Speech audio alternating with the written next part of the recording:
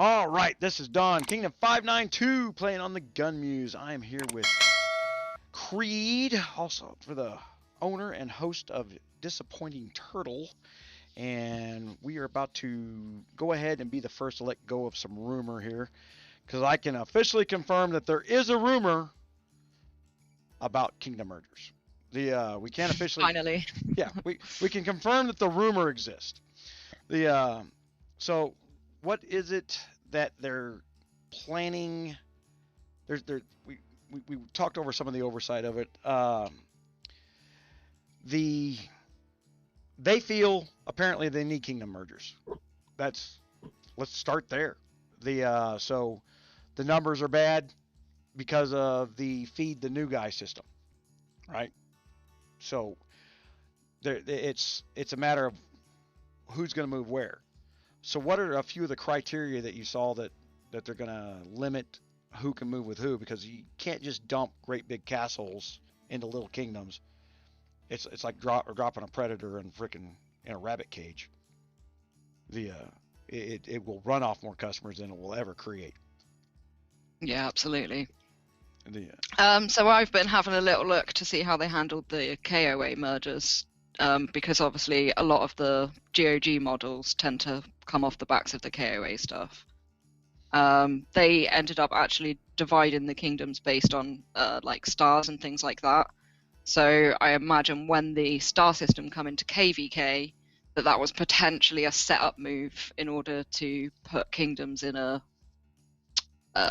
collective, you know, kind of segregate them off a little bit. Yeah, I've been holding Kingdom592. We could have taken more in a few palaces. You get people to see what they see in the in the chat boxes on the YouTube, and they don't know what we're planning or what we're doing, and hell, half the kingdom doesn't know what we're doing half the time because you know what, I don't feel the need to discuss with people who show up 5 minutes before KVK, or more than likely are up all night and then 5 minutes before KVK is like, oh, good luck, guys. I'm not discussing the long-term strategy with that crowd. But I've known that the star system, like 592, we're on that beyond that 590 line, and 590 forward, its growth is slowed. My old C40 had better guards without trying than what my new C41 does. My new C41 is much stronger than my old C40 was, and with kingdom mergers happening, I wish I hadn't given away my C40, because it might be a possibility to bring my old kingdom back up in here and have another C40 sitting there. I'm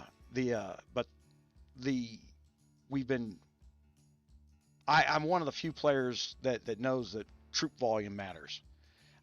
You start to discuss with these people who've been playing for years. Go, I've been doing KVK for years. I'm like, okay, how many troops do we need to do a KVK? And then they go, huh? I'm like, how many troops does the KVK team need to participate in a high-level KVK? I mean, there's a volume number that you need there. And they don't even understand, like, we don't just turn around and show up to KVK at 3 in the morning. We start on Monday, take a look around and see what's going to be available for the week. And then you can't be one of these guys like, I'm a big castle. It's real easy to say, all right, join my mega. And I could be irresponsible with it because I know no one knows that they're going to lose their troops. For me, that at my level, I'll just buy more troops. But the people underneath me are not going to be able to do that. So it used to be 14 days when we did a 362. 14 days, the free players could recover.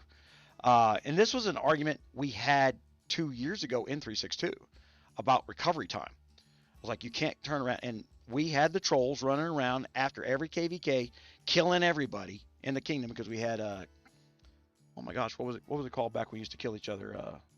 The kill event. KE. Yep. The kill event on top of KVK, and you had players who left KVK and went and killed the rest of the kingdom. I'm like, or they would kill people that were weakened by KVK. And now it takes about 2 weeks to recover sort of T9, T10, but you're looking at about 3 week, 4 week recovery for anything higher if you're losing hundreds of thousands minimum. And that's with all the buffs and everything on top. Yeah, with every buff and your with all the I have a full set of training gear. I have I buy my drums. I got my tents are all 40 up, and still, a single batch of 8,000 troops is, 9 days, something like that. Mm-hmm. So it's huge. There's no free build on at my level. You've got to buy the troop training speed ups to get it, and it's I've reduced the cost of that significantly by focusing on all those troop training speed ups. That 0.5%, it's so hard for everybody goes, oh, it's only 0.5% to upgrade the tent. It's 0.5% on the batch. So it's 0.5% times 4,000 troops, 5,000 troops, whatever if you're doing a 20,000, if you're using those 20,000 speed ups, it's 0.5% on that. It winds up being days and days and days of speed ups. So on a 20,000 batch now, I'm down to 11 days. That's really good. Yeah. So that's with could be better, but it's not too bad. It's 11 days with the 300%, the 30% buff. And then we've noticed that you'll have to correct me on this one, because I was in the hospital, and I caught the tail end of some information for the Kingdom, the Alliance Crunch event, and it looked to me like the 30% buff that used to be part of the Kingdom's Arms race is actually got an extra day of delay in there. It didn't kick in until after KVK. Yeah, but I don't know if that was a system glitch where they just didn't have things set up properly because it was the first time round, or if that's going to be how it is every time. Right. But stacking that 30% on top of the 300% definitely matters.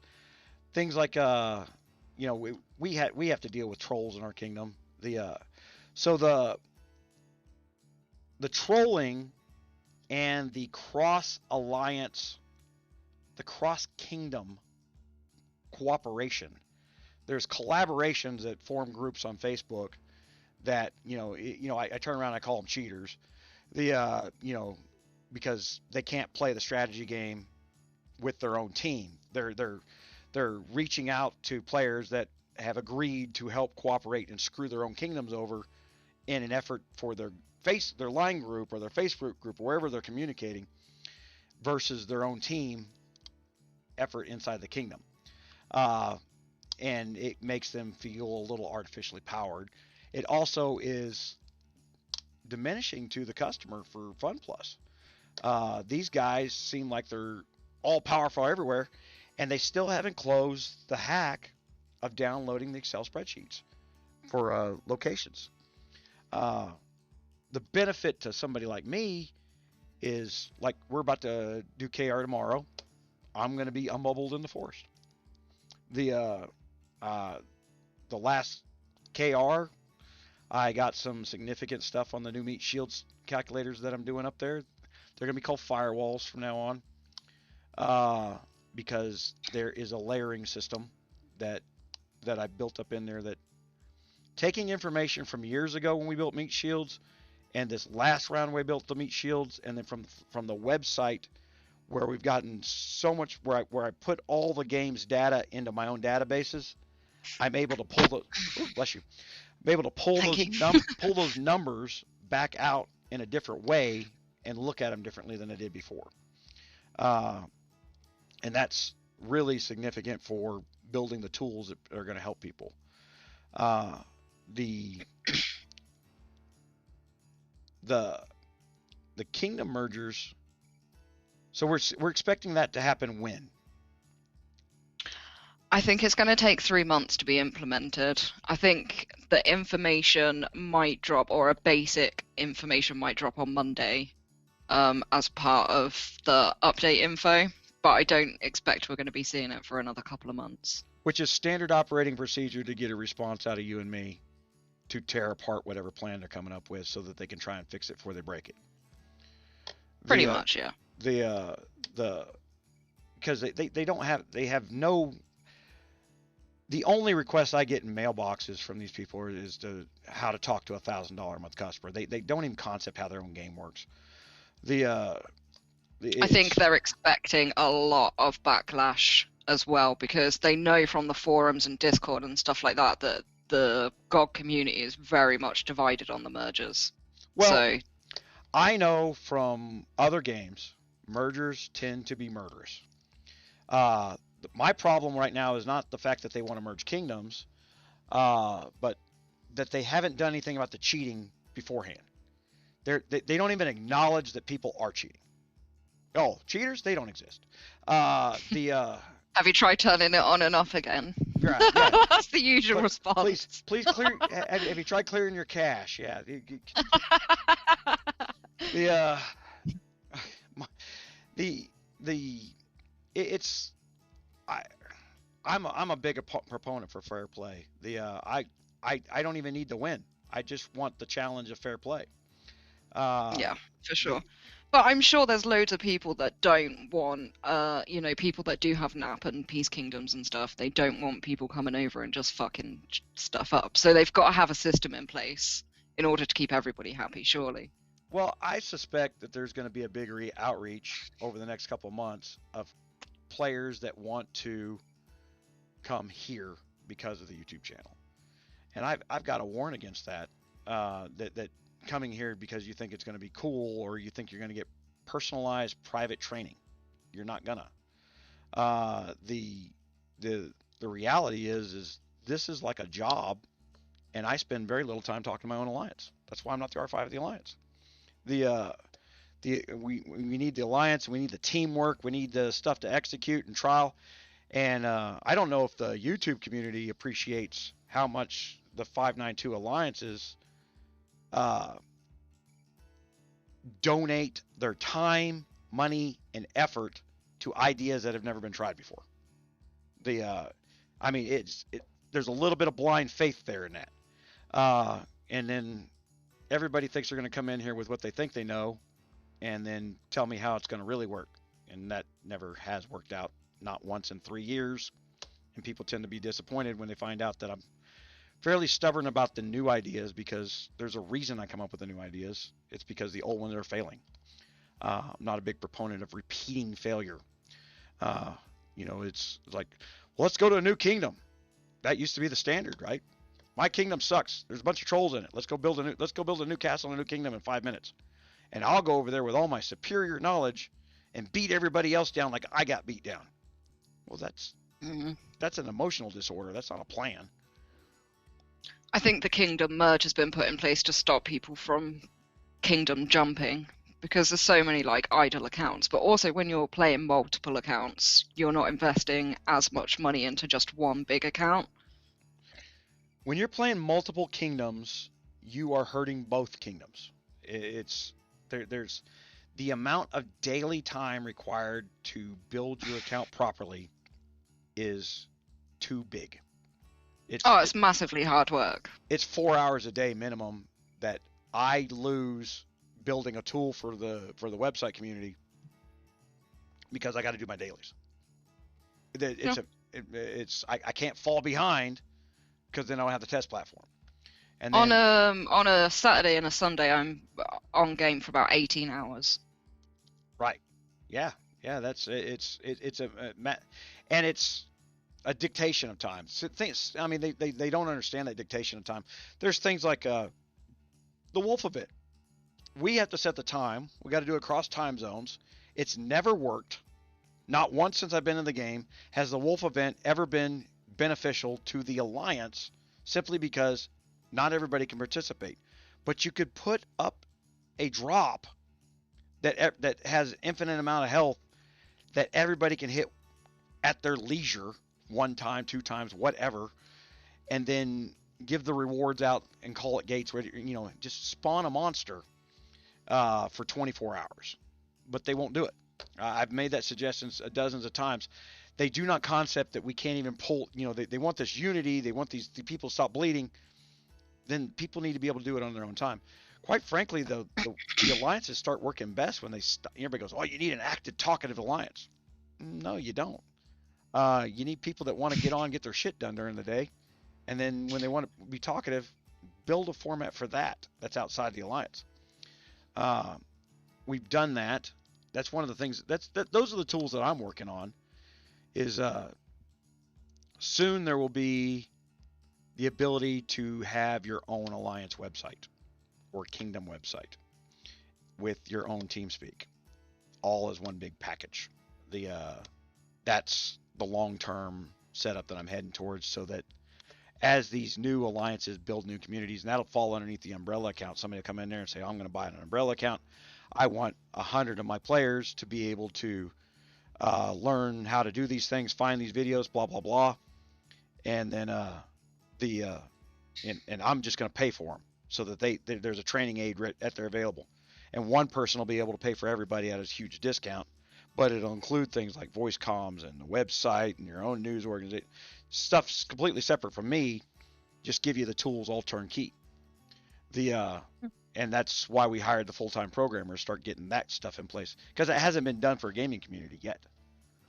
I think it's a brilliant idea, especially you know, like you were saying, with the time zones and stuff like that.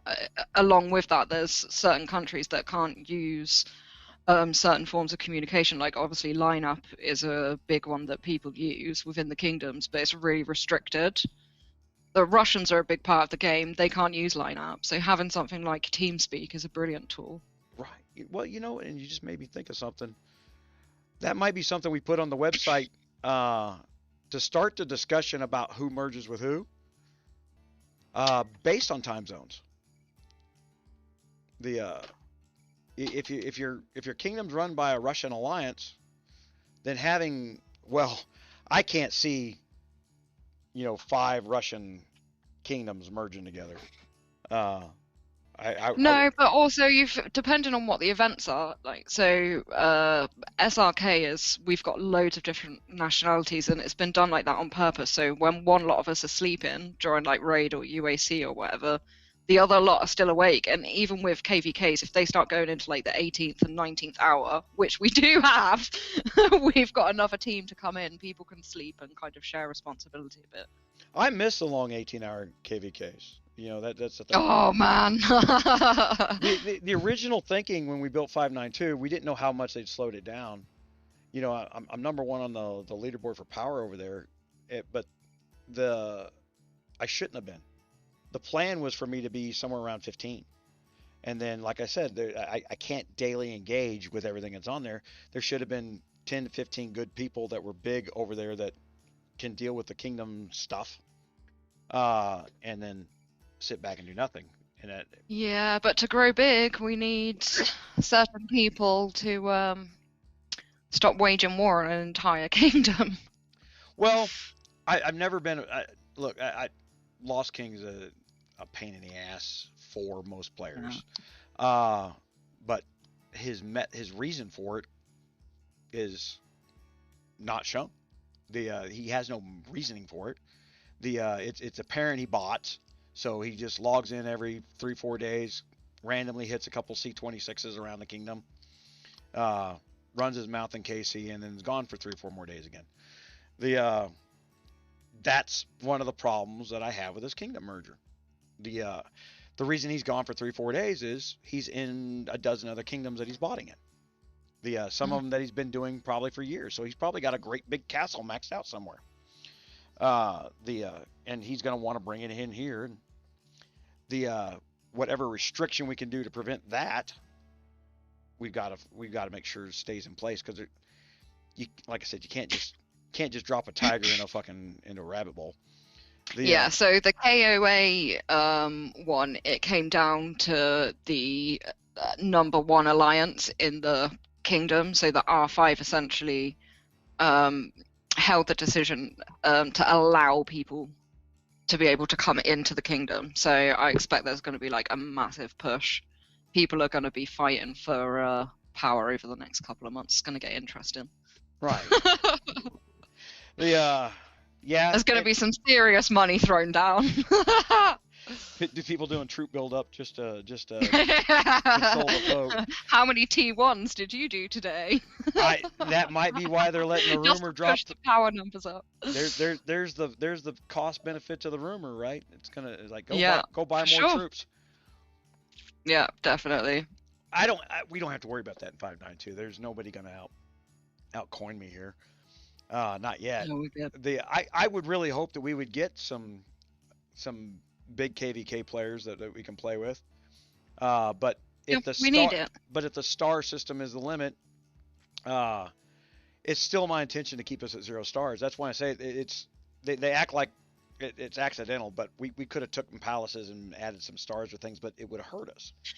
Yeah, it's not beneficial for us to take stars at the moment. We're No. not strong enough to be fighting huge opponents. Well, we are, but we're not working as a team at the moment, so it makes it like obsolete. A kingdom team, I mean. We're working as much of a team as any KVK team that I've seen, where people don't know what they're doing. You still got the tower sitter mentality.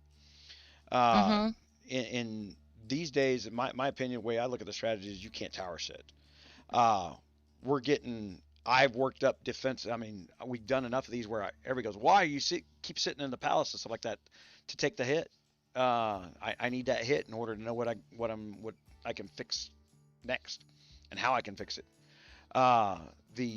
We know I've got the castle to a point where I can defend a castle again.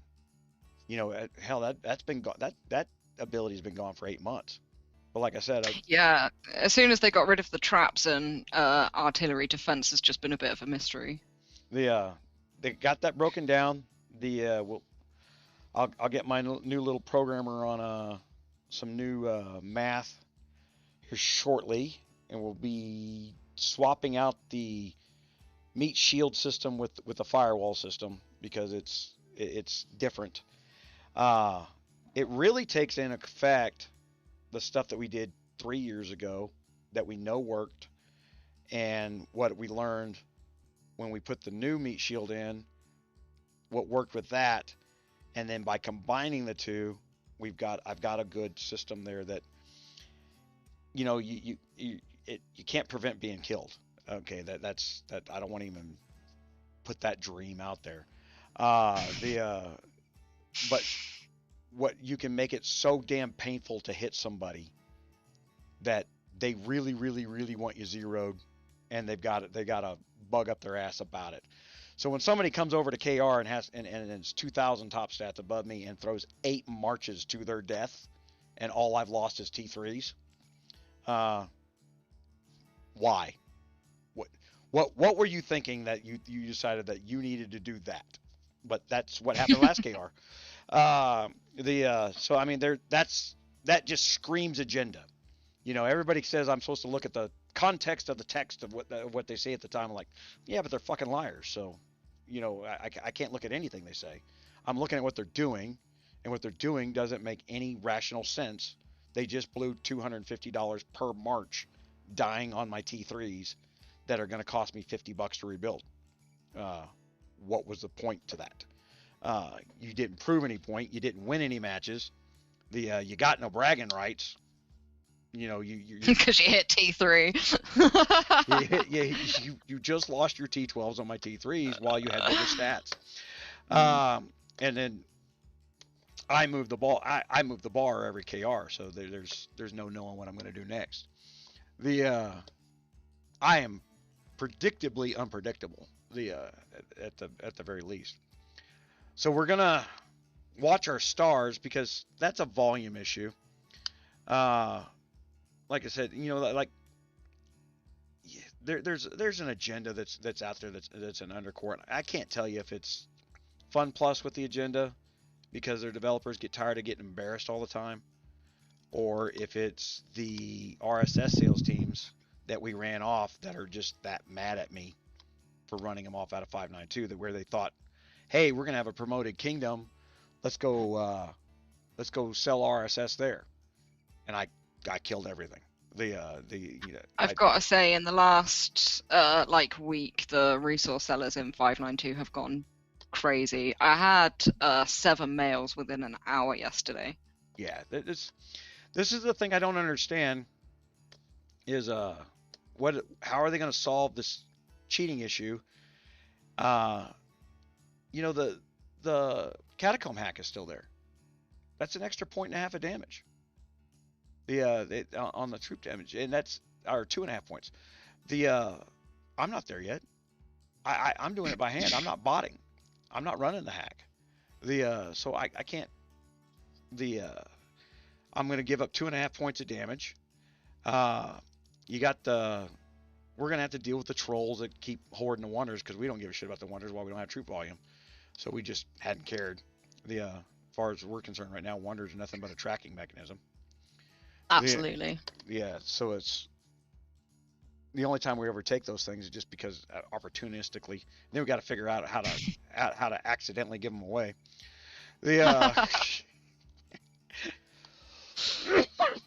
Like, oh man. Oh no! You took my wonder. Did you do that? Really? Oh my. Yeah, you're brilliant. I don't know how I ever play against you. Yeah, it's just not beneficial. At some point here, it's gonna be the next time I get a wonder, it's gonna be hard to get it off of me because I'm at 12 million troops right now. So that's usually the reason they're trying to zero me in KR, is I got a wonder, and another kingdom is helping the trolls in our kingdom zero me down so that they can steal the wonder. And meanwhile, I'm using it for freaking test hits to help the audience out. Because at the end of the day, I do not care what happens to the Fun Plus game overall. My concern is the community that I built. Yeah, we both do this for the players. It's it's as simple as that, literally. I learned it decades ago. Worry about the customer, and everything else works out just fine. They're while they're customers of Guns of Glory isn't paying me any money. My customers are paying me for advice to save them money because of how much Guns of Glory charges them. And that's been the focus here, especially this year, of figuring out better ways to get the cost down. Like I said, I've reduced my cost by 50%. From the first of the year, just during the recovery time. So I'm now spending the same money every month. I say I reduced my cost. Cost me the same amount every month, but I'm growing with the money. And I'm not in a great big hurry for new stats. Because once you get within 20% of the big guys, you're within shooting distance of it, and it's not a stat game anymore. The stats will fool you at that point once you're within that 20% window.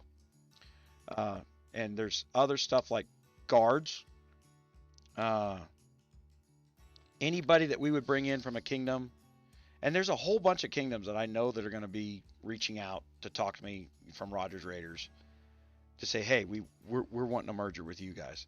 But it's going to be that star dependent. If you're one of these kingdoms, it's, like 362 would be one that I would love to pull in because it's one of my old kingdoms. Half the players there I personally trained. It would be nice to bring all that skill set over, and that's a KVK team that's been in the top 10 for years. Now most of the big players quit, gave up their accounts, went away. So there's nobody spending money in that kingdom anymore. But there's a quality knowledge base there of how to run massive tactics. When the opportunity arises, so that things happen, click, click, click, click, click. We didn't even use TeamSpeak back then. The whole point of TeamSpeak in 592 was to save 3 minutes. There was always, when we were doing the stuff in K362, there was 3 minutes that I always wanted back in everything that we pulled off, where we could have saved more troops if we just had if we'd have done things 3 minutes faster. It was also to try and open up communications with the entire kingdom, so it wasn't just for our alliance. It was so that people actually understood what we were trying to do, and rather than people spreading rumors and spouting bullshit or not know what was going on, it's much easier to communicate just by talking to somebody. And the immediate reaction by the very same people who are trolling across lines was to tell everybody to avoid any form of communication. They would burn people that tried to communicate. They ran off more than 1,000 customers. So this is one of those things where Guns of Glory, what's your plan here?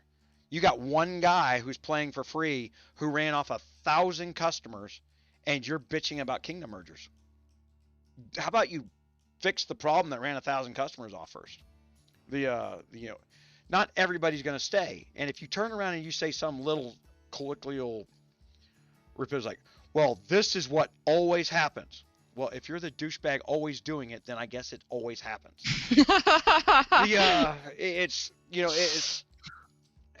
That's why I say it's like, this is where the YouTubers are like, well, this is what we do in our kingdom. One of the first things we had to do in 592 was we had all these players from other kingdoms that wanted to come here and like, well, this is how we did it, and this worked for us, and therefore I'm gonna and no one will let go of their old ideas. I'm like, guys, it's not that some ideas don't work or they don't blend in, but you're trying to cookie cutter what you know because you don't want to learn new things, and it's human nature to not want to learn those new things.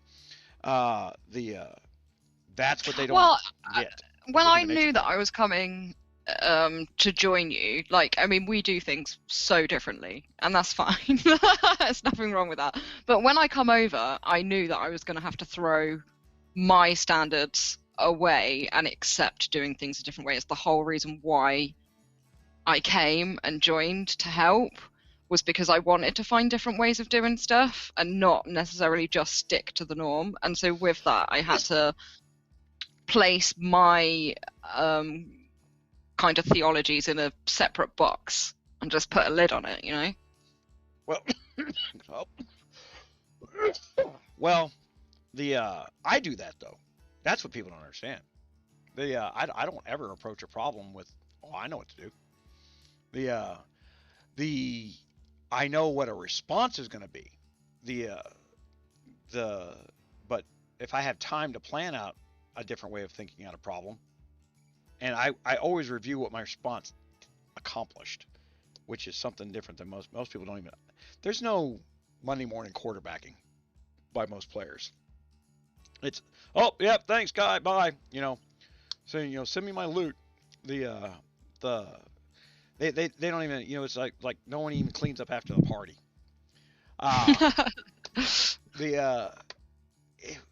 We've got this problem in our alliance now. After a KVK or after a UAC, no one puts their castles back where they belong. They don't reset the alliance for the next event so that we're ready. That's to go. my fault. Well, no, this is. I should nag people.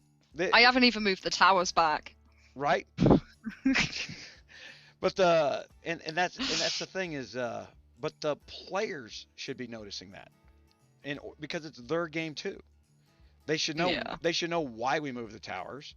They should know that they need to be moved, and quite frankly, they should be reminding. Nag me. And reminding you. It says, hey, the towers need to be moved so I can move my castle around. But they're too quick to hit the alliance fort to go back to the hive. Why? You don't need to be in the hive. Our hive is in a crappy location for farming. Be 200 kilometers away from the hive. You can still do the gates if you're wanting to do the gates. I don't know why you want to do the gates if you're under C30, but people freaking panic about those gates every 2 days because the honors, the honor hall's broke. I mean, there's no real way to. The Hall of Heroes, rather. The hero store itself, it's almost impossible to get coins, and that's a problem. The coin generation is not there. They need to start tying that to some events. Yeah, they do, because the only way at the moment is with the parcels, isn't it? I think. Well, you donate your parcels to the bounties, and then it gives you coins, but. Someone has to sell what should be growth in their castle. Yeah. And then GOG takes a nice hefty 50% tax by only giving you half the coins back to the alliance. So yeah, I would say great, go ahead and do it, but at least take the tax away. Start there. See what that does. Try that for a couple months. But they're not trying anything. The hero store is just there's no way to generate coins in a timely fashion without going and buying. It hasn't changed the entire time that I've played. I don't know what it was like prior to the 2 years that I've been playing, but it's never been updated or. Well, prior to that, we used to be able to go in the hero store and buy like duelist gear when it was big gear, demon hunter gear rather. You used to be able to buy it right out of the hero store. Matter of fact, I had a whole bunch of videos on how to get your demon hunter gear for free and using the hero store. That'll be why they put a stop to that then. That's that was what they did, is they went in there and said, "Oh my gosh, no one's buying demon hunter gear now because he showed them how to get it for free out of the hero store." I'm like, guys, we've talked about this many times. They don't even know how to play their own game. The people designing the game aren't playing the game. They're too busy with their developer accesses, getting everything maxed out for free, to turn around and go build a C1 through C26 one time and see how hard that is. Because right now, I am doing that with my farm, going from C20 to C26, and there are lots of roadblocks. Right now, a pursuer hat, or to get a blood tooth hat to drop from honor event, but for somebody to come in and play relatively free, it's almost impossible. Even in a bigger kingdom, I mean, they could get lucky or not.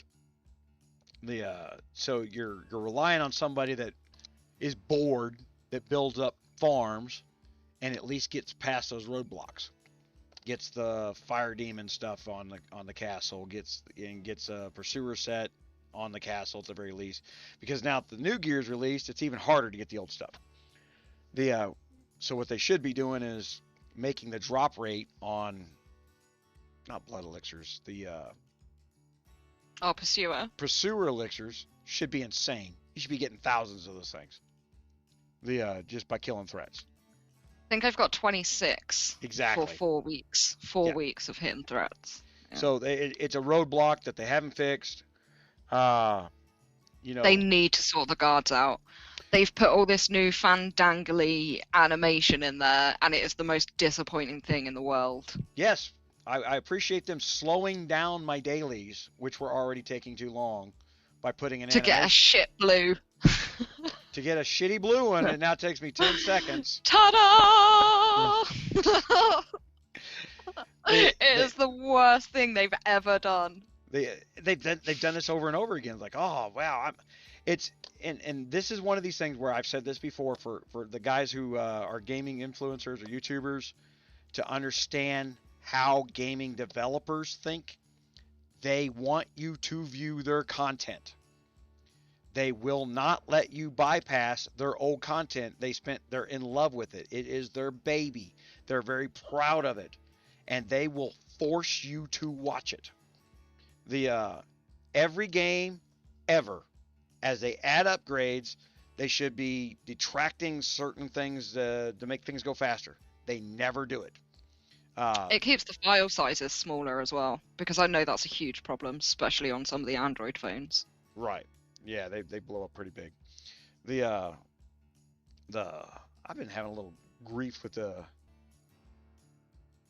files. Seem to be getting corrupted more on these Android. Yeah, it's because with each update, like you were saying before, they don't necessarily fix like old things that's already gone wrong, so it just ends up getting even more defragmented in those areas, because they're just overlaying stuff over the top of other stuff, and it causes other problems. Yeah, you're not going to change the way programmers think. Every programmer thinks the solution is more servers.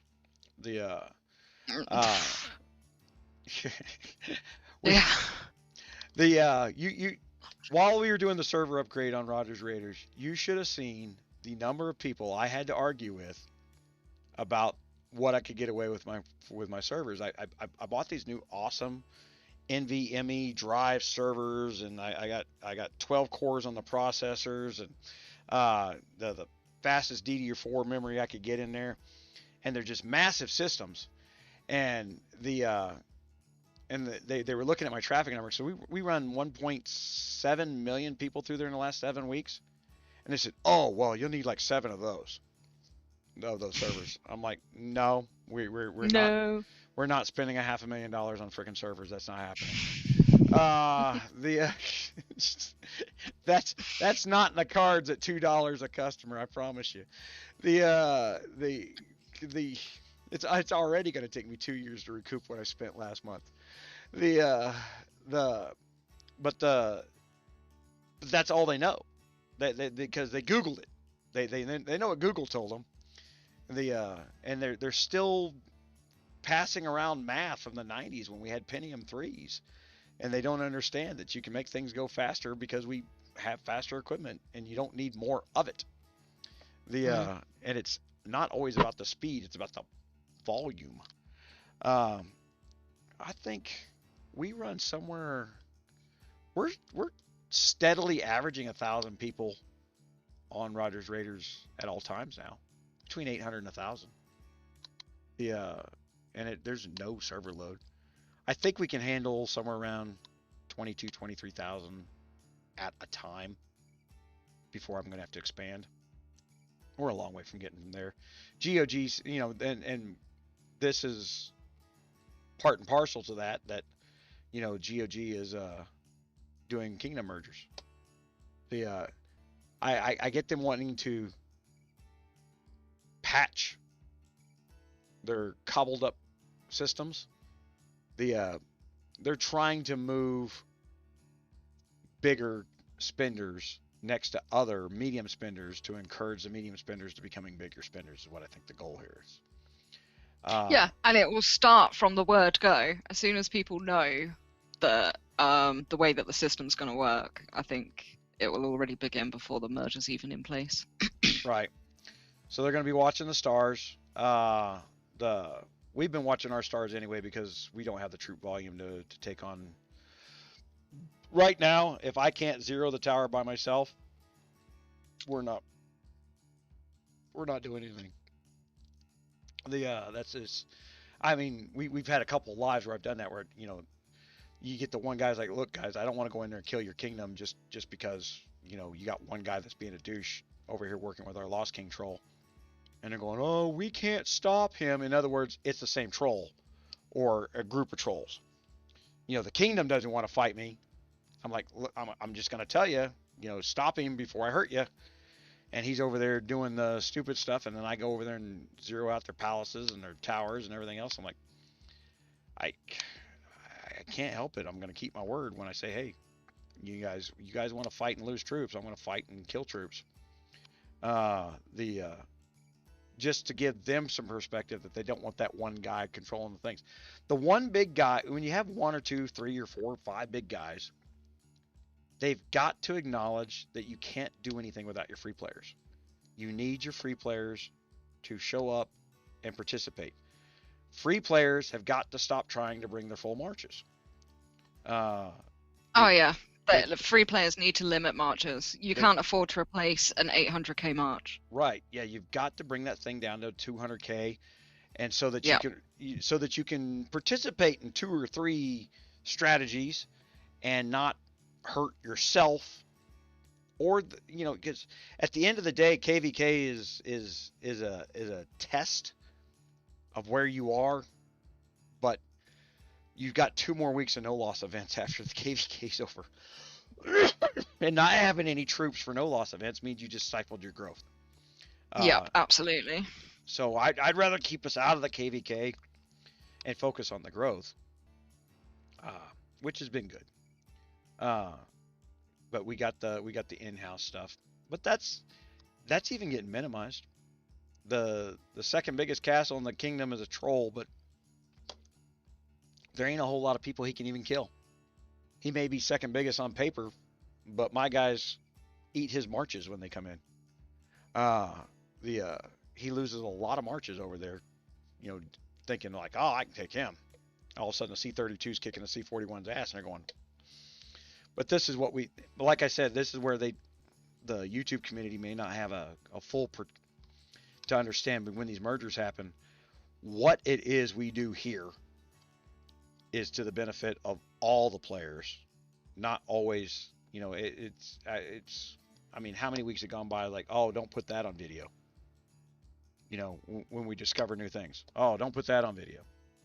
You know, the alliance, the kingdom would like, would the alliance would like, and the kingdom would like every little freaking trick that we come up with to be our trick, to be our trick and our trick alone. Not to be shared. Right. That's not the goal. Sometimes I'll hold stuff back, not to not give information to people, but I'll hold things back so that the game developers don't take it away. Yeah, definitely done some of that. But they monitor my account. That's why we don't I don't talk in game, and I don't PM in game to anybody anymore. If anybody wants to talk to me, they got to go to the website. You got to be a silver member. Got to pay the $2 a month, and then you can private message me there. Other than that, I don't want GOG seeing what I'm doing. What I'm doing is I'm on the side of the player. I'm not on the side of the game. Yeah, and they do try to get ahead of us. Well, people get confused when they hear me talk about like this is good for the game or that's good for the game, and like, look, I'm not trying to figure out some way to dominate the game. That's boring. I'm looking for a competitive, strategic game that allows enough fairness in the game that I can be smaller than somebody else and still win. Yeah. And still have a chance of being able to compete. And I think New World is a perfect example of that, really, isn't it? Oh, the amount of small castles that just won't play because they just literally get smashed about.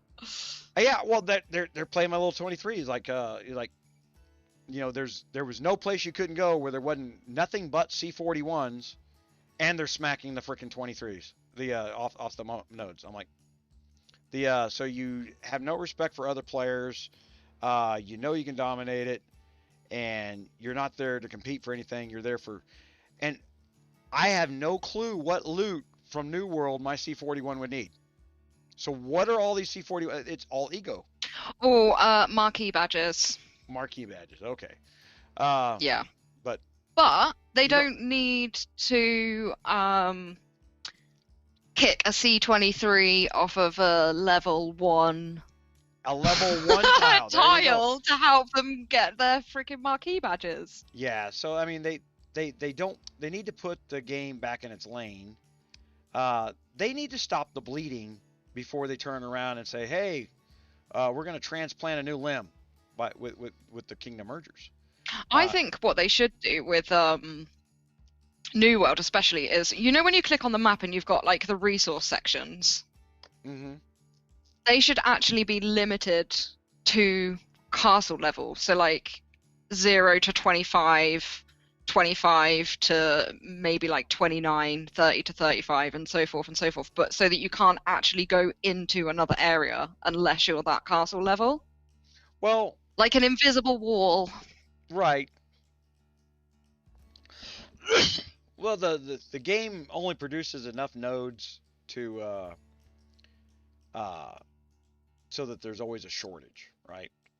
The fact that these guys run off the C23s is they would produce 3 nodes for C23, but no C23s are showing up. So that you're getting 3 nodes for a C41, and then there's a competitive, you know, requirement there. And then for me, and this has been true for a year since they started New World. If I don't change my name, I'm gonna get hit by everything. I'm the same. Literally, they spy me and I'm doomed. Yeah, it's like, oh, and I'm weak as well. You fucking horrible people.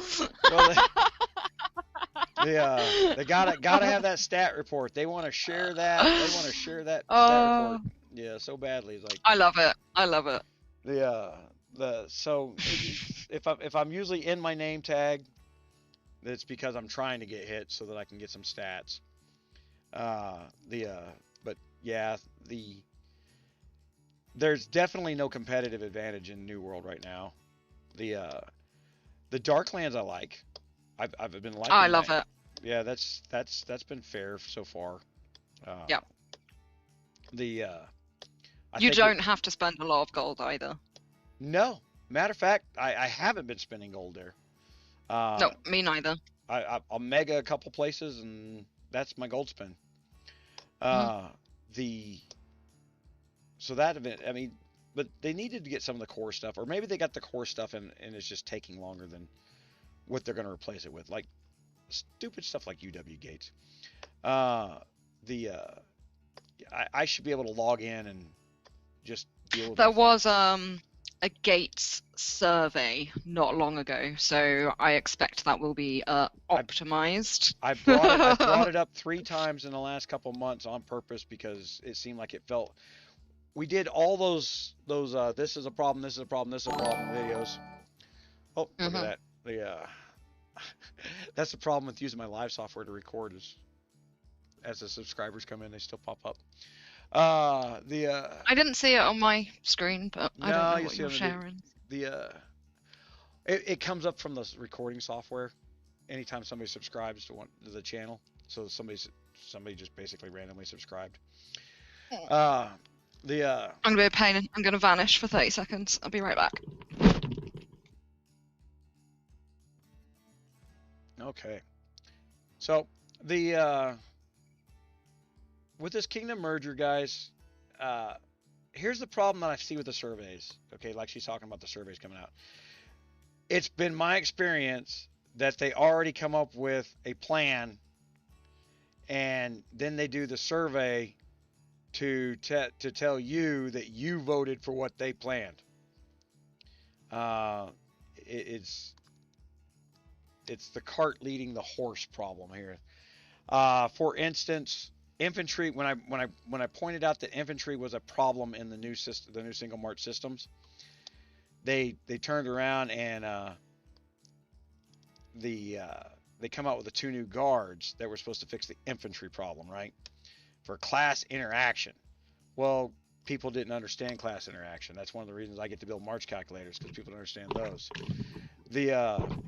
So the surveys are following their plan that they've already come up with, and then they just you don't see the results of the plan. So they already know what they're going to do.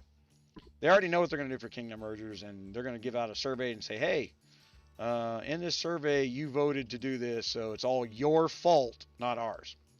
I think they rely on the feedback, like you were saying before, to fix the stuff before it comes out. You would hope. But again, you cannot run your company based on popular opinion. You have to do the right thing because it's the right thing. And quite frankly, no one should be really happy with it if it's fair. No one likes fair. I like fair because all things being equal, I tend to win. This whole game is one big popularity contest. They need to abandon the original thinking, which was we're selling gold across international lines, and here's some other free stuff. No one's fallen for it. It's a money laundering operation. It's how you move money out of international borders. They need to embrace the fact that they've got a good strategy game here. And stop screwing around with trying to figure out how to get more people to spend more money in larger chunks so that you can move more money across the line in larger chunks. The days of the $500 million GOG year are gone. They killed it all by themselves. If you look after your existing customers, they will bring in new customers. That's the truth too. They do not rely on word of mouth referral. The most powerful marketing tool any business will ever have, and it's the one I rely on 100%, is word of mouth referral. Why have I got more subscribers? Because more people have told somebody else about me. Not because somebody went, hey, he's got a lot of subscribers, I should subscribe too. That does not work that way. Yeah, that's exactly it. It's usually because somebody goes, oh, this person has a good video on this subject. Here you go, I'll send you the link. Now I'm having to there's been changes to YouTube, and so I'm redesigning the website in a manner that will make sure that YouTube is not in control of my customer base. Right now, it's hard for somebody to go onto YouTube and find a topic-specific video that I have written. It's buried in other videos that are not even Guns of Glory related. So everything's got to have that Guns of Glory tag. YouTube is trying to get you to watch as many places as you possibly can. And last November, when they turned around and said, well, people that aren't monetized, we're going to show ads on their accounts anyway. Oh, and we won't be taking any traffic away from the guys that are monetized. Right. We're going to, instead of taking 100% of the profit, we're going to keep taking 50%. Yeah, that's not anybody's business model. So, you know, you just got to look at YouTube right in the face and say, okay, we get it. You're a liar. You expect us to believe this lie. And, you know, but the minute they made the announcement of what they were going to do, I started making changes to what we were going to do, because that's what needed to happen. This is where these companies are not going to give up on the money. And now that with the new YouTube taxing across international lines, they're going to get, it's just another service fee that they're going to charge our IRS department for having taxed you in England. So you're going to get charged 32% on top of the 50% you're already giving up when you get monetized. So you're now down to 15 cents on the dollar, on the pound, whatever it is. Why make the content? It's below minimum wage. They are relying. I can't rely on the kid to mow my lawn properly. I don't think I would, if I was YouTube, I would be relying on the 14-year-olds to do a good quality effort in teaching people how to play a game or how to do how-tos.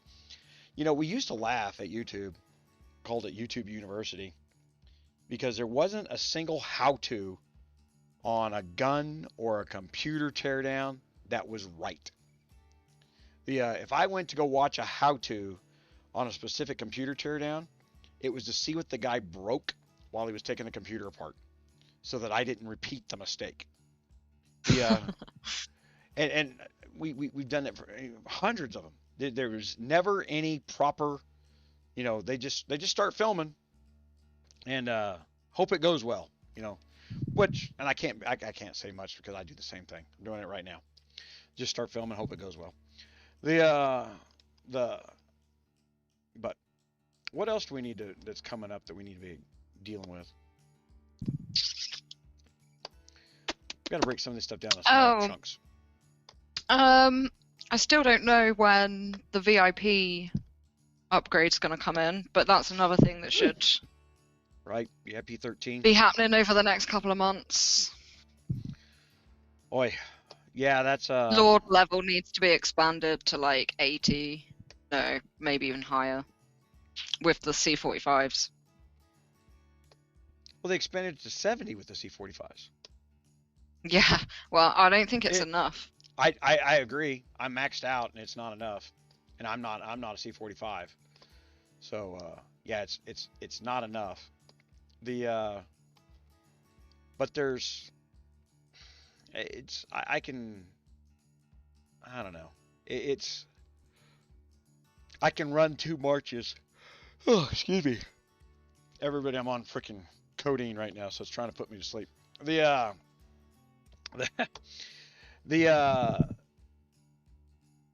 I can run 2 talent trees and get everything I want from the 2 talent trees, but it's not a. I'd say that there's some more optimization to be done in what talents, especially in the combat tree.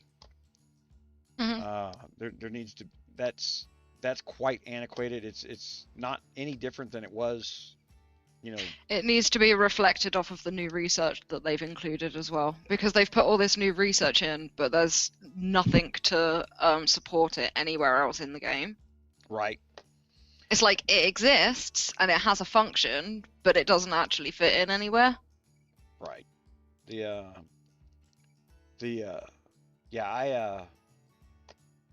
I've been definitely doing my new research, and that's one of those things. In order to get that, because the research is a base stat, so it's very very powerful. It's more powerful than a show stat is.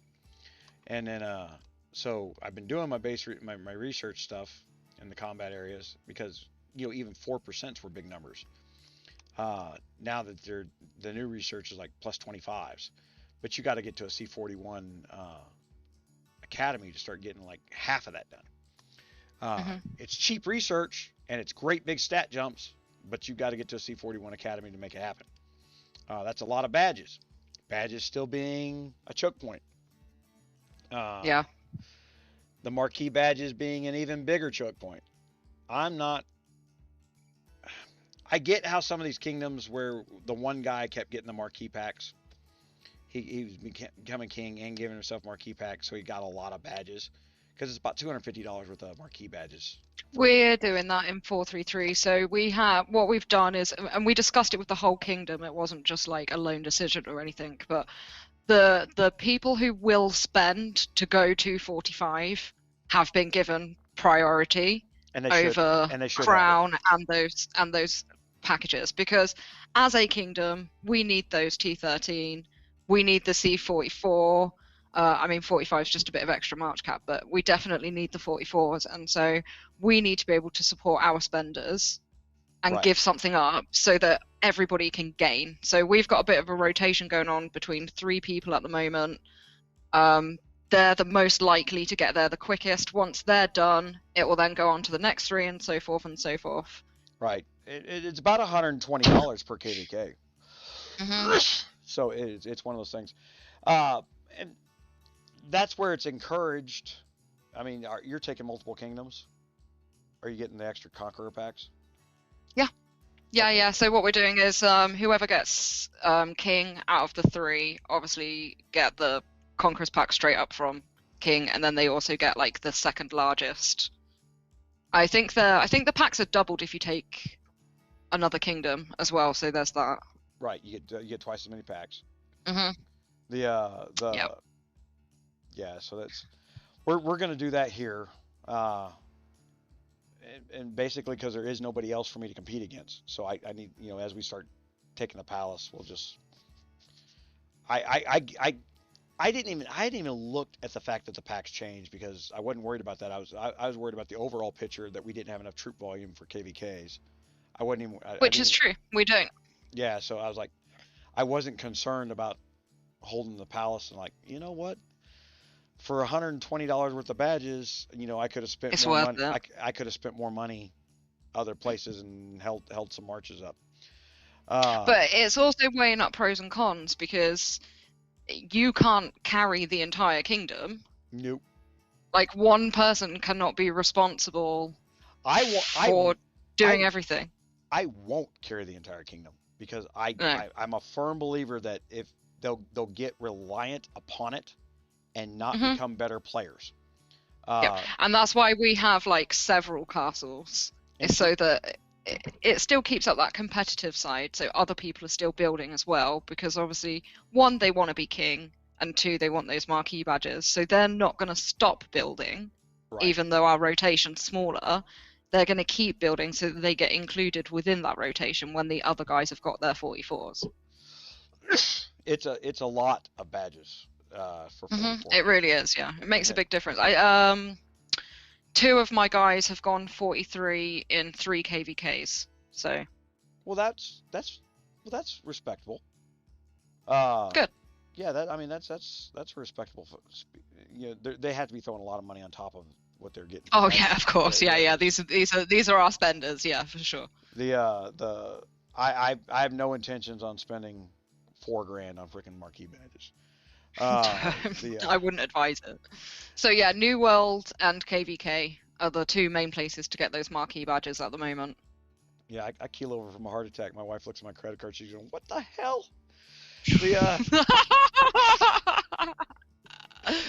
Right now she can't see it. I'm still alive. She has no clue. You have a look. Can't look there. You spent $40,000 on servers? Holy shit. No, it's all good. But I've got to, I know that we've been promising it's coming on the website. I hate to be that guy, and it's just, I honestly thought, wow, when I get out of the hospital, I'll come back and do, I'll get a bunch of stuff done, and then the last day I got blinded by the blood thinner, so this is hard for me to do now. Plus my lovely glasses. I love them. I think they suit you. Well, yeah, because I look like I'm from the 50s. Just get your little top hat. Right. Yeah. I look like I'm about to work the NASA shuttle mission here. This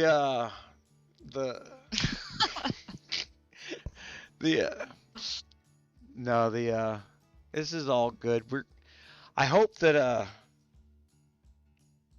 we can get some encouragement from the Fun Plus side for them to understand that the biggest problem that I see is they are allowing a trolling system. I have promoted for years. I'll promote it again on this one.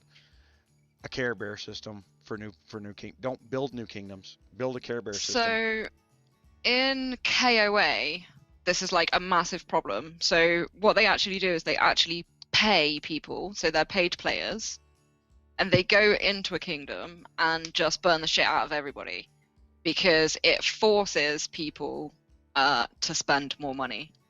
Right. That's the Revenge Gamer outed them for doing that, and they're doing it here too. It's still happening. It is still happening for sure. I've seen a lot of it over the last month or so. Lost King might be one of those guys for all we know. Potentially. His problem is it's more for some reason in KOA it's more obvious, like it's not this big secret, like they're quite honest about it. And even like the mod, so they have mod bots rather than like a person. Right. And even they're a little bit too honest for their own good. Somebody wants to have a little tweak with their programming, I think. Well, we're going to be expanding into the KOA stuff as the two product lines merge again. All the database stuff that we've done over for the Guns of Glory, that we're now ahead of the KOA lines in some aspects. Oh yeah, we are. And so we'll bring it back for the KOA stuff. That's why it's got to be right, and it's got to be flexible, because there may be differences between the lines. Right now, I could put up a March calculator in 5 minutes, and it would be a blind and dumb one. It would be an effective one. We do what we did before, where we say, okay, this is a starting point. I'm actually trying to get it to the point where, no, this is good. Use these numbers. They're going to work well for you. Because some of the stuff, like, I can tell you that the difference between, 130,000 T12 infantry and 145,000 T12 infantry is huge. It's a completely different scenario hitting some of these different castles and different things. And then I've got to be able to march versus march. If you're using these two guards in a march, or you're up against these two guards in a march, which guard should you choose to take on those guards? That's part of what's being built into that March calculator that's in the background. Like, so we have like 140 databases I'm pulling them from to create some of this math. And right now, I hired a full-time programmer that I can't train because I can't see. So hopefully within a week or two, I'll be at least be able to see out of my left eye, and we'll start getting some work done again. Yeah, well, you just need to take it easy up until then. Right? The coughing thing's still a problem. Doctor's orders. I'm feeling better than I have in a while. The coughing's still an issue. I don't think it'll ever not be an issue. You didn't cough until you thought about it. That's the truth. It is an irritation right at the bottom of my vocal cord. It's one of the reasons I've set my mics up the way I have and everything else, so I don't have to exert my voice so strongly. Because I have a gravel in my voice, And that gravel will cause me to irritate and cough. That's one of the reasons I cough when I'm on video. But if I take a codeine pill, I can stop the irritation just a little bit. And when I got sick, I vomited for almost 7 hours. And so all my throat is irritated and swollen, and it's just it was a fun night. Bless you. Just an absolute blast. It's like they had never seen anything of them. It's like what's he here for? It's like he's got a migraine. Well, he's vomiting. Like they're powerful freaking migraines. They always do that pain scale 1 to 10, right? And I guarantee you, my number 5 is everybody else's number 10. And I hit some 7 and 8s this week. It was pretty intensely. They're going for a while. They did something, and it caused a pool of acid around my heart, and it felt like somebody stuck a hot football in my. Oh, it felt like somebody had taken a metal football, heated it up because it was about that shape of a football, heated it up, and then shoved it in my chest. And that lasted for like 18 hours. That was painful. And apparently what it was there was acid eating the heart tissue and the lung tissue up. My body. Scary stuff. My body had got a little acidic. From an infection. The turning into a zombie right in front of everybody's eyes.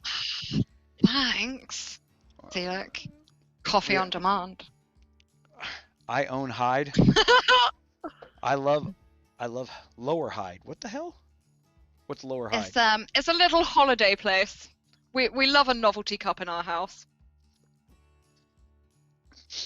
Yeah, we get T-shirts from everywhere we go. I'm like, wow, that's great. Got a T-shirt. All right.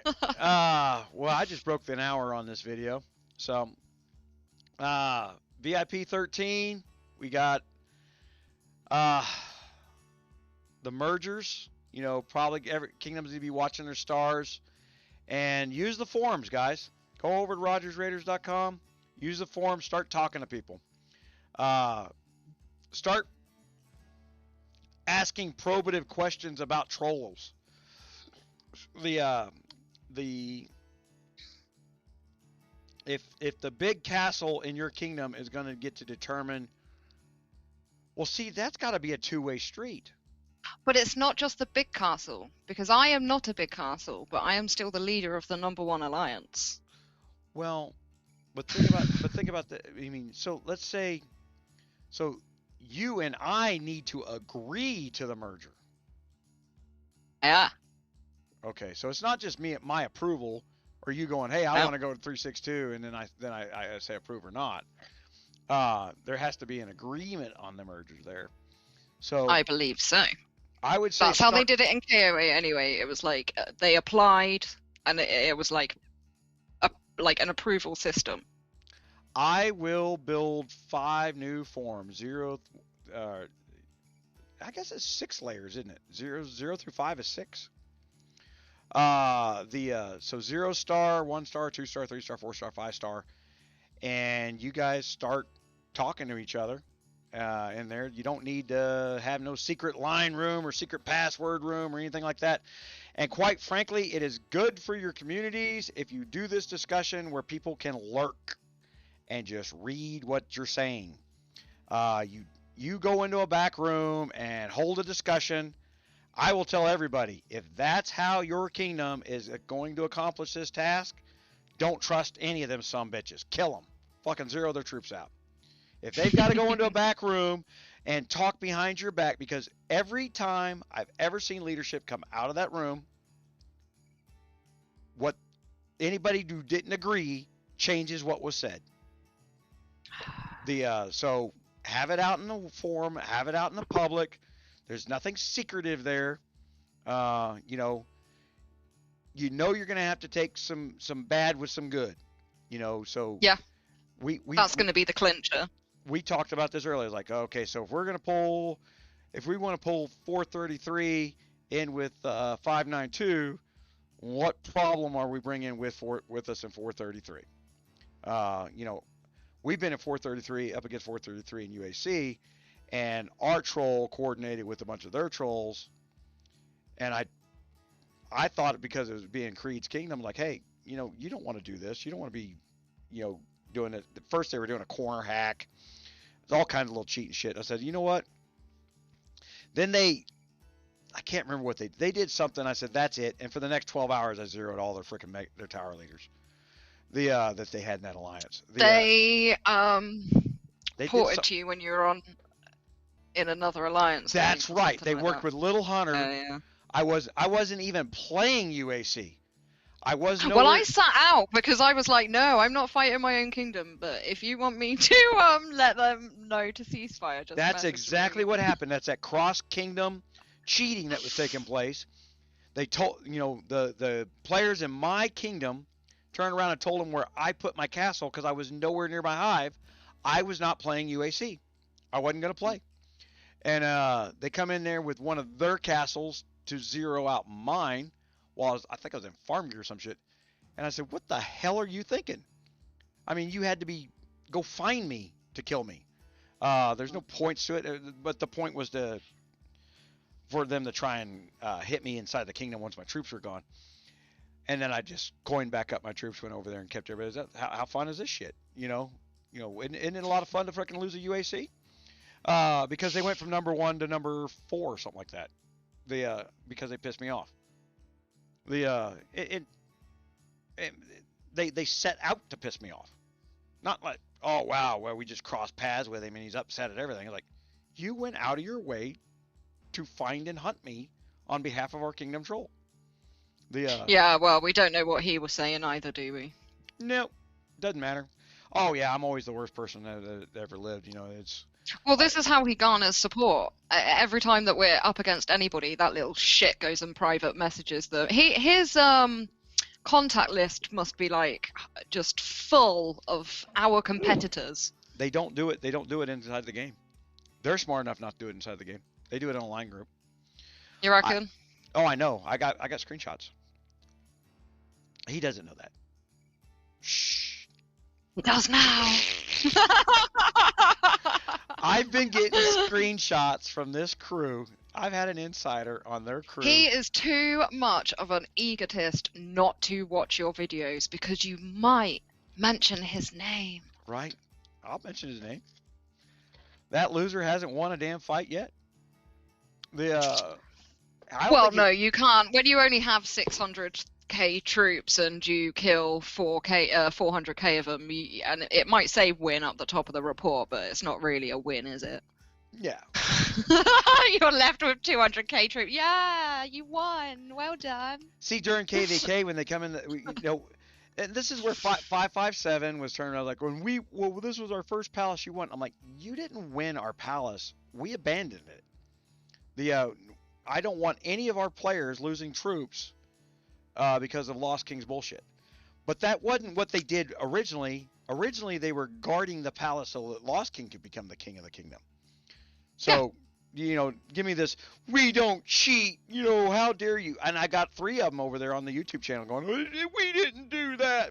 You did do it, all right? Because I turned every KVK, I offer him to come and help us, and every KVK, he takes the piss. Yeah. I'll only extend the olive branch so much. I personally just, I feel sorry for him because at the end of the day, he knows that even during KVK, he has to watch out for me speed hitting him from across the map, even if I'm doing something. Because I can do 2 things. Because I have proven that I can do 3 things at once. Yeah, but if he stopped being such a wet blanket, if he had the same tags as us, that wouldn't happen. Yeah, well, he is what he is. He could have, like I said, this is one of these things where there's a different goal. The goal is not growth of himself or the kingdom. No. The goal is to just piss people off. He gets a kick out of it. Well, again, we're back to that. They pay people in gold and other things to create problems. Because these problem makers are problem makers in lots of kingdoms. And if that's the kind of attention he's garnering, then what are you going to do about it? It is what it is. All you can do is acknowledge that the problem exists and deal with the problem for what it is. And other than that, yeah, you just have to try and continue with the issue remaining, because he's just so dug his heels in like a little yappy dog. Yeah, but like I said, it's at the end of the day, the way he's growing, our guys are outgrowing him. So, I'm not sure where he got all the badges to go to C41. That's one of those things where I think he got an injection from the game. Possibly New World. If you add up all those months. No, I'm talking about the regular badges. Oh, sorry. Oh, right. Yeah, well. You got to remember, we tore down their fort during every event for almost a month and a half, 2 months. He should be so far behind the kingdom. It's not even funny. Suddenly, the next one day he had so many badges that he could shoot to C41. And I'm like, but this is all part of it. He gets a kick out of this. He'll watch this and be like, "Oh yeah, I know how I did it." Well, he loves it. I know it's also mathematically impossible. Otherwise, if we had guys that had the badges to go, our guys we win every event. We're always number one. Guys are maxing out on their stuff, so they get everything that they can get from the game. And if they had the badges to go to C41 tomorrow, I'd make sure they had the RSS to do it. But again, it's one of those things where this is one of the reasons I got everybody building up their firewalls. Is I know that once they do make that jump to 41, if they don't have those firewalls in place first, that T12 loss is too expensive. It's more than a month. Because it's $250 a march, so it's bad. They've got. I'm the one that encouraged them to focus on that the customer wouldn't care about buying troops, but then they weren't supposed to go try and make it harder to buy troops. No. You still need a volume of troops to be defensive, and when they brought out the new guards and the single march system, the volumes changed. Everybody they never really compensated that. So like the troop speed ups, for example, that you get from the shop, the quantities never went up, even though the marches increased by like 400, 500k. Right, you went up 400% in the march cap, but because you went like from a 220 march cap to an 800 march cap, and you're getting the exact same number of speed ups for free. They didn't even give you the free compensation of it. That's again I don't understand their looting system in the fact that it never scales immediately. I think they watch just to see if people complain, and if they don't, they just leave it as it is. They budget. Well, it's a budget of time. It's a business. Anytime you got to turn around and build new content, you've got to create a budget for studio time, the graphics developers, software writers. There's got to be a budget for that stuff. So if you can avoid it, avoid it. But then they don't. I don't think they take any complaints through the customer support system serious. We get more done than they'll ever get done. Yeah, we do. And I think that's what it is. So I don't think, like you were saying, I don't think it's necessarily through like the customer support thing, but I think it's when there's stigmatization, because word of mouth. They don't want people going, "Oh no, this is shit. Don't play this game." The minute the app store's filled up with bad reviews, they're doomed, They seem to be able to keep them off there. I watched that well, stuff. I don't know. I mean, there's bad I do as well. Some of it's juicy. It's they've got a failing grade from the Better Business Bureau. They've had so many complaints directly to the Better Business Bureau. They have a failing grade because the Better Business Bureau has never been able to reach out to them and say, hey, we got customers that say you stole a couple $1,000s with them. You want to respond to that? I would love to know how much Google Play has paid back customers from refunds. I can tell you in an estimate that it's somewhere around 65 million. I bet it bloody is as well. So if that ain't gonna blacklist you, I don't know what is. Google ain't gonna give up that money happily. Jesus Christ. When I did the video on how to get your money back out of Google by disputing your credit card, ooh, man, the vitriol back then was insane. Like I said, they changed. I've created my own problem. Let's be fair there. Nothing new. Yeah. But like I said, at the end of the day, I'm trying to work another deal out with Huawei because hey, 40% off on your purchases is a good deal for my customers. Yeah, and I'm trying to get a UK deal in, but it's on a go slow. I'm not very happy with them. I'm not going to do it their way. We did it their way the first time.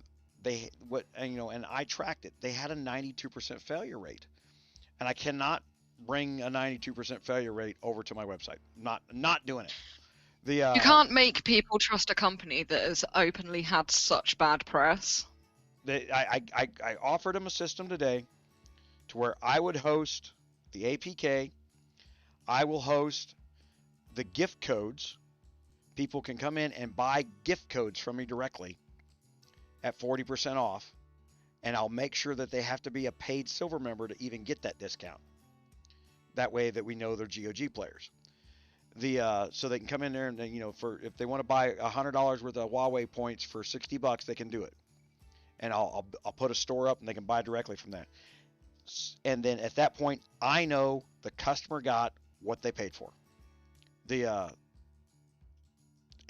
And you would not believe it. Like, no, we got to do it our way. They won't do it your way. I'm like, right. So 100% success rate is something we're looking to avoid. We want to continue the 92% failure rate that,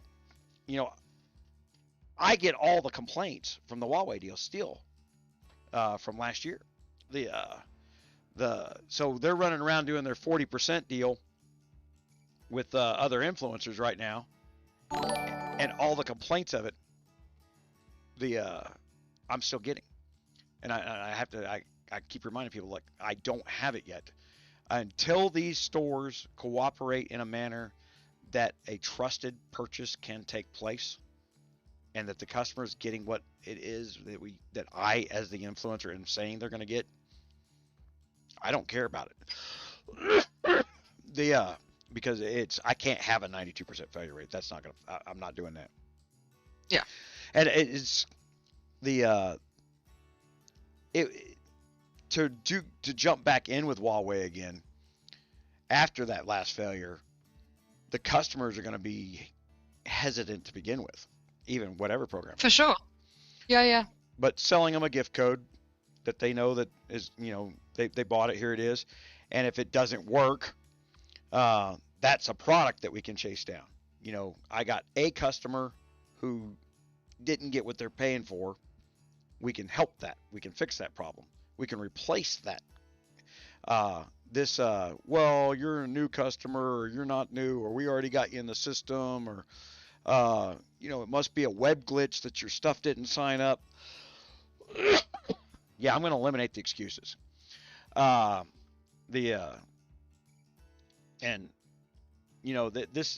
it's going to be the same for Amazon too. Amazon can either sell me their coins or go piss up a rope. Because Amazon has cheated me out of more than $300,000 on 3 separate occasions. And so they it's one thing to say the Chinese companies cheat me, because it's hard to deal with international law. It's another to say, hey, the American company's doing the exact same thing because that's what the other guy did. Yeah. They all feel they're a tech industry, and our tech industry likes to raise pirate flags and be proud. And it's like, oh, we stole that from them. Well, you don't steal from your customers. Also, you'd think that a big corporation like Amazon would adhere to the contracts that they sign. You would think so, but no. I warned you that was going to be a problem.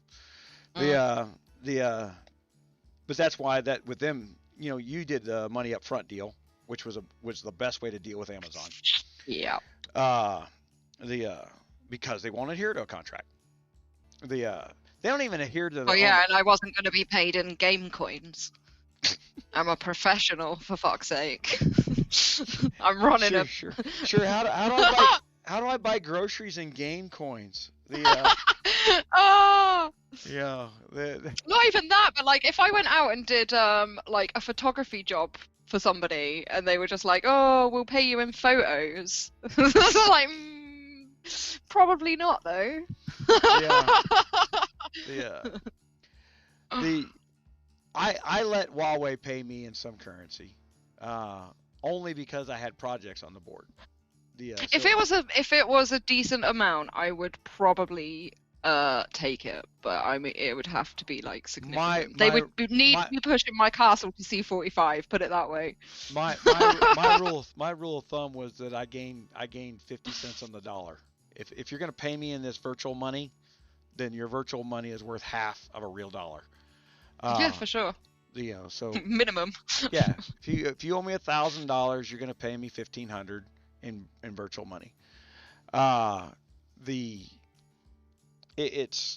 I would encourage any other influencers to start learning the lessons from this, guys, because it's one thing where people go out there and they look at views on my YouTube channel, and look, these app gallery coin, these big companies have already learned with dealing with me is I will stick stubbornly to the profit, what is profit on behalf of the customer, and they can't buy me. You know, I'm not impressed by them being big. Back in the 90s, my average customer was losing $1 million an hour when they called me. So I don't sweat the big numbers. And I'm not afraid of the big numbers. Some things are worth $12,000-$15,000. I know that sometimes what they're asking for is $30,000 worth of studio time, and they want to pay $200 for it. Yeah, no, it's not happening. No, you've got to.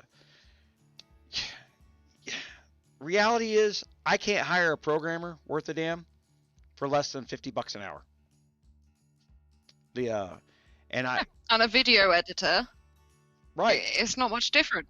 That's it's professional time. It takes hours to do things, and then I've been doing all my stuff. My quote rate's $175 an hour. If it's under $175 an hour, you know, figure out how you're sweetening the pot, or how you're going to convince me that I'm going to gain customers long term, that I can recoup my money 6 months from now. Because I'm not afraid of that. I will trade growth for money now, because I'm in a position to trade growth for money now. I don't need a $30,000 check now if I can get $80,000 worth of money next year. I'm just as happy to do that.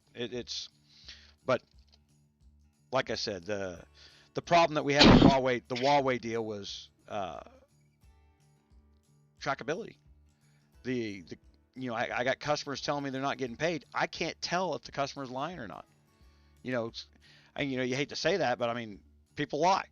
Yeah, we can't see anything our end, but also we end up taking the blame essentially for their fuck up, which can damage our channel. I'm not opposed to taking the blame, but I want the ability to track the problem. Exactly, so that we can resolve it our end rather than having to rely on third and fourth parties. For two reasons. One, if there's a problem, we need to fix it. Two, if there's a problem, I need to know what it's doing to my channel, so that I don't hurt myself down the road on, what I can sell to the next guy. Because the Google algorithms changed. Where we were getting 1,300 views on a video launch, I'm getting 600, but I'm making more money at 600 views than I was at 1,200 views. The reason is I don't know what the other 600 were coming from. They must not have been real. So either they're pushing a better quality of customer my way. And out of that 600, I think I'm usually 125, 130 people who've never watched me before, which is a big number. But the conversion rate to subscribers has gone down because they changed their interface, and now the thing looks on the phones. There's no good way to look at the descriptions anymore.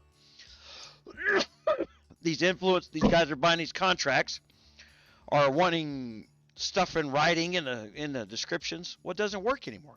Google changed their platform. And, I know what they changed. I know why it doesn't work. That's why I'm telling them you can't do it that way anymore. If you're going to buy my time, trust me, I know what makes it sell, because my goal is to sell it to you again and again and again. If you buy my time and it doesn't make you money, you will never buy my time again. So I got too many college kids with marketing degrees who are copying last year's business model and not understanding that model is gone. Well, this is the problem that Amazon made with the deal that they gave me, is that they looked at my views, they looked at my subscribers, and they estimated how many views they thought that I would get, and estimated how much money they thought that they would make off that deal. And then when it surpassed it by 1,000%, they were stuffed, because then they're losing money. They were probably losing more money than what they were making, because they underestimated it. You built up your channel the way that I suggested, and you've got quality viewers, and then the conversion rate, like you said, thousands of % higher than the average YouTuber. Oh my God, yeah, it was through the roof. The views. You wound up the same problem at Amazon that I wound at 𝗚𝘂𝙗. They weren't prepared for growth. No. So when 𝗚𝘂𝙗 contacted me, I said to them, I was like, are you sure that you want to make a deal with me? Because my experience is that you underestimate the views that these small channels are pulling in. My subscribers actually only represent something like 10% of the people that view my content. That's something that no one seems to concept is Google does not turn around and put a view counter up on something that comes off of Facebook. Or, if somebody shared your video on Facebook, then you don't even get to see those stats. There's one little small area where you can see gross views. Yeah, sure. And it's the numbers are so drastically different. Or for my views, they don't understand that everybody thinks that YouTube is driving traffic to my website, and it's the other way around. My website drives traffic to YouTube. I'm feeding people to the YouTube channel. YouTube wants to keep the traffic in YouTube. They don't want it going to competitors, especially Facebook. Well, but see, when they changed their logarithm around so much and they started hiding old videos in order for these under 1,000 subscribers that are in my genre to get higher up in rankings than they deserve to be. I wouldn't have a problem with it if they just weren't reading the change log and keyword stuffing a video. If they provided valuable content, I'd put them on my website. Then they would grow. But they don't get. Then they could turn around and do these, $12,000-$15,000 deals. They're trying to put the cart before the horse. They think they're like, well, I'm gonna shoot a video and somebody's just gonna pay me a lot of money to do it. I have a lot of people email me quite often asking for tips on this, that, and the other, but they don't want to put the work in. Somebody asked me oh, how do you make your intro thing? That was the exact question. And I was like, well, I had to learn how to do it. I had to purchase software and I had to make it. What? I don't know what you want me to tell you, dude. Yeah, there's a lot of that. Yeah, wow, you guys are right there at the top of the pinnacle there. How do I cut your throat for free and not actually do any work? Yeah. Yeah. And they're trying to do it from their phone. You can't do this from your phone. I know. Some stuff I record on my phone. Some stuff it depends what video I'm producing at the time. But you and I, we don't just record battles, put a track on it, and put it out and gain views that way. We're actually trying to impart knowledge to improve people's gameplay, and I get you need both of those things. One is entertainment, one is more educational. I've tried to mix the two together so that it is entertaining, but so that you're also getting the information. You go into a lot more detail than me because I don't like to spoon feed people stuff. I like to give them the basic information, and then they can go and figure the rest out for themselves. I'll tell them where to look and how to look for it. Right. Well, I like people to know the why.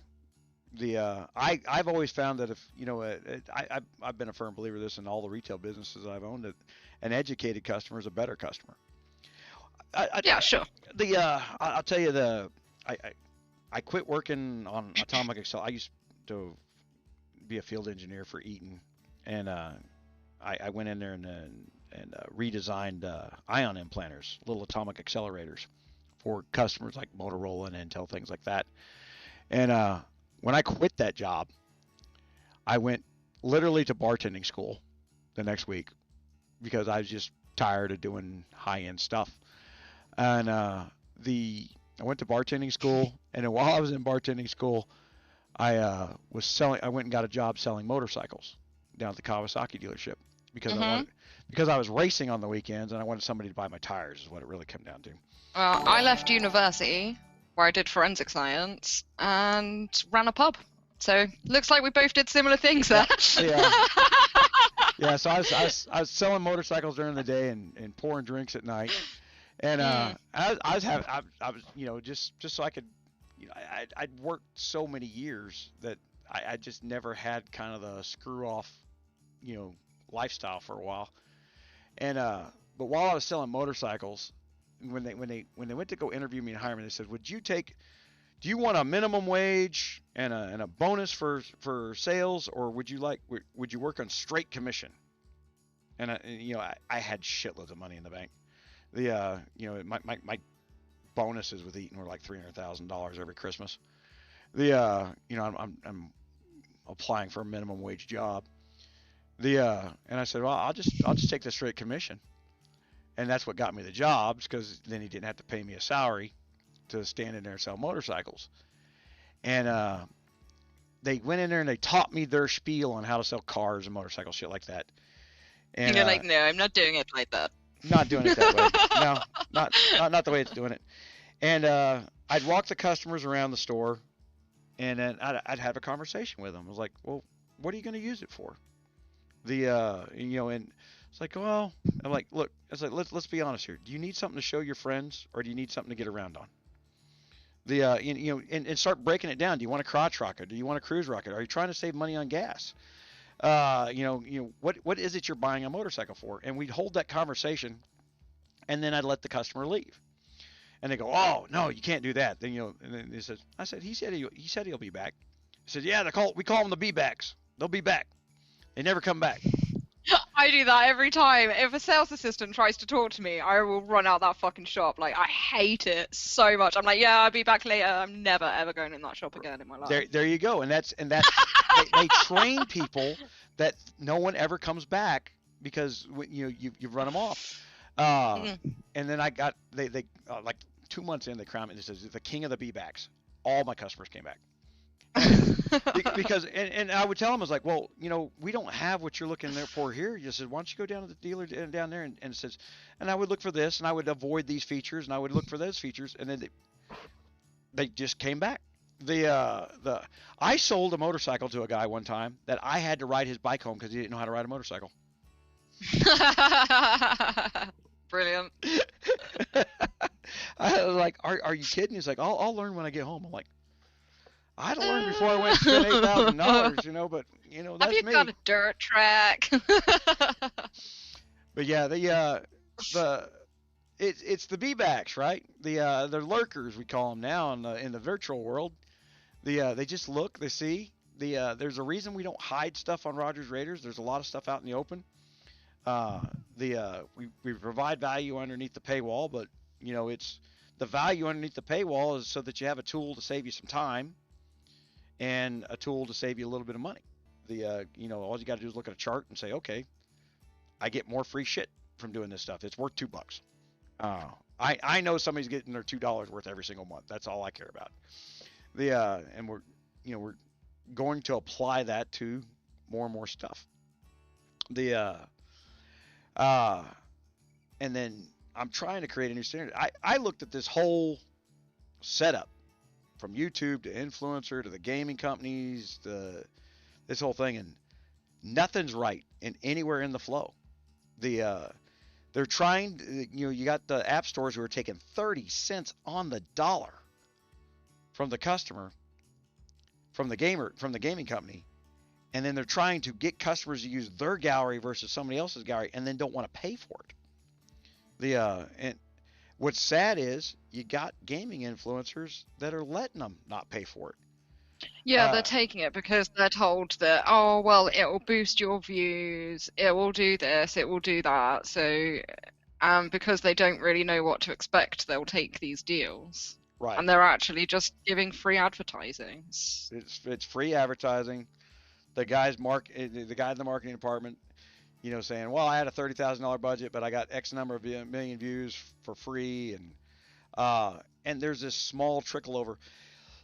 But then they come along with you and they're like, okay, so Create here turned around and ran almost $3.5–4 million through their through the Amazon store. That's not something significant. But the next time, like, go piss up a rope if you want more of that.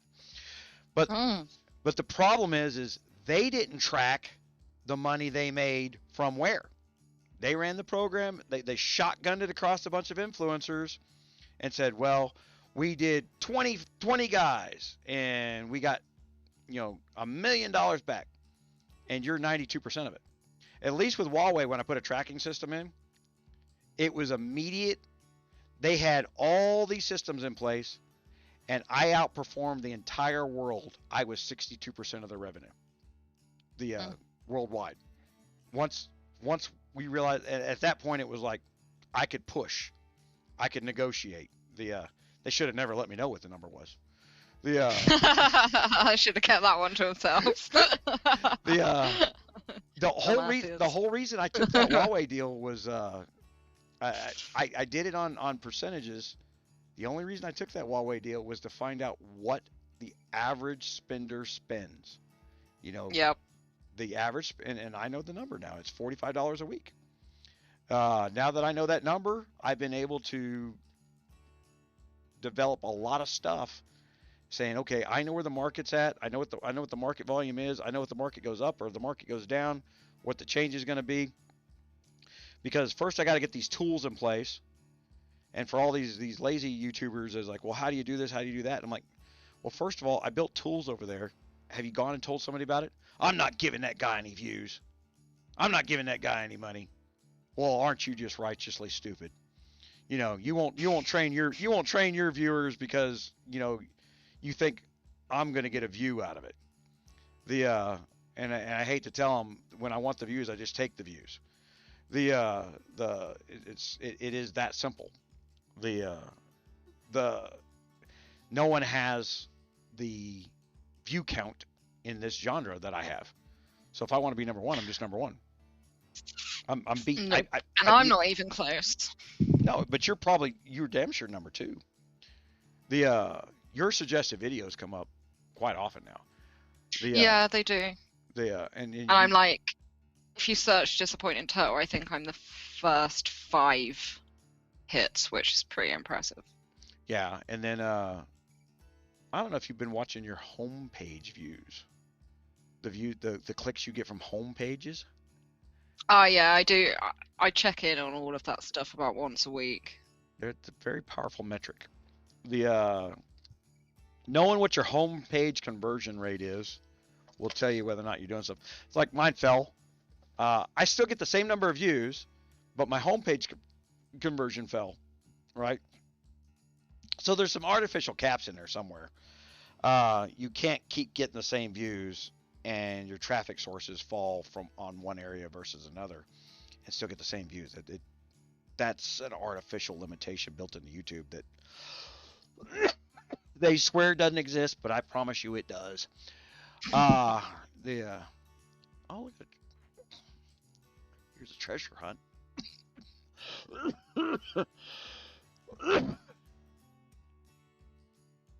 Alliance progress. We need another 50,000 gold. Yeah. Yeah, I'll stick my put your dollar in. $4.99 in later. Yeah. Yeah. Yeah. But yeah, we can get this stuff. There's two facets here we're going, and one's to help the gaming influencer, because the game influencer is supposed to be helping the gamer. They're not.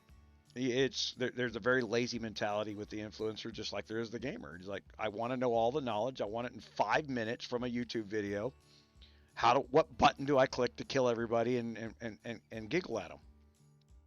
It doesn't exist. You know, and they want the same thing from You have to graft. Even if you have all the answers, you still have to put the work in. Oh, there you go. That's one of my biggest problems. I can't grow. I can't do the work if I'm playing the game. There's a funny thing about anybody who ever wants to do this job. You're going to play less. And you're going to be intent in when you're playing, so that you can learn something while you're playing less. Because you need to impart knowledge to other people, wherever you get that knowledge from. That's why I am always happy to admit that I'm weak as shit, because the reason why is I invest all of my time into my players, and instead of building my account, I help them build their accounts. That's a fun...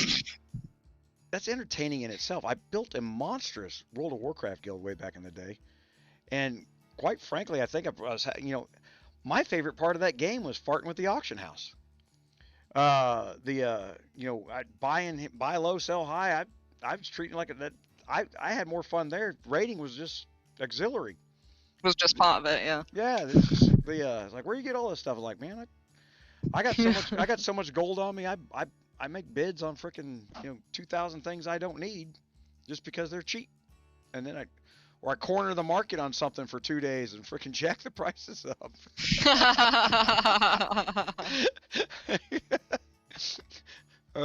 Maybe